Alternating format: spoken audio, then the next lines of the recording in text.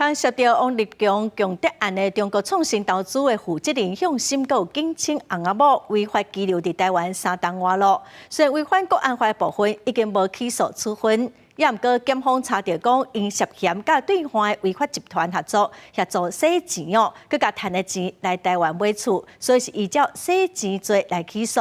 也毋过一审是判因无罪，今仔2审嘛驳回上诉。向心是透过律师表示讲，希望检方莫阁上诉。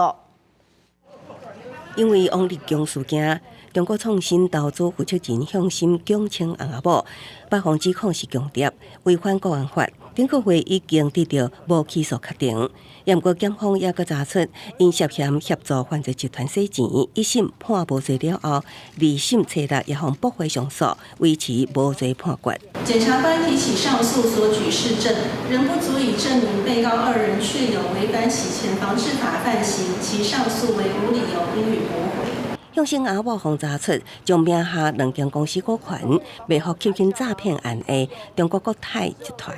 涉嫌协助洗白查款，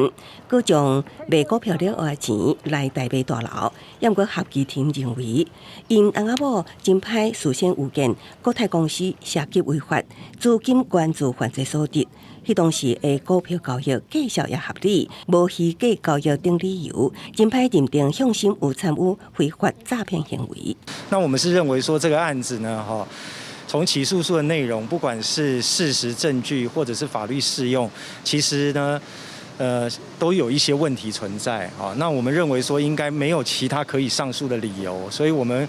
很期待检察官呢，就这个案子呢，就不要再上诉。先后涉及强夺甲洗钱案，向心阿某继续防限制出境出海，已经滞留台湾3年多，原本强制处分到9月23，即摆阁得到无罪判决。依照诉审法案件一直审，拢得到无罪。上诉理由会严格限制条件，专案若检方阁提上诉，恐加短时间内有关暂时无法度登记香港。记者综合报道。